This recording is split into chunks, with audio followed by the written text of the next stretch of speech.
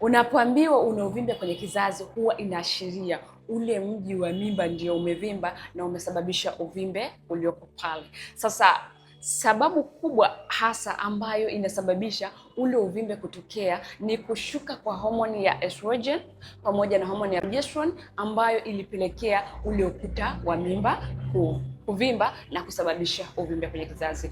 Una access ya kuweza kufanikiwa kupata tiba sahihi kwa ajili ya kwenda kusaidia kuyeyusha ule uvimbe, ila unatakiwa uanze na changamoto ya hormone ambayo ndio sosi mama. Unatakiwa urekebishe estrogen hormone pamoja na progesterone hormone, alafu ndio upate dawa kwa ajili ya kusaidia kuyeyusha uvimbe ulioko kwenye kizazi.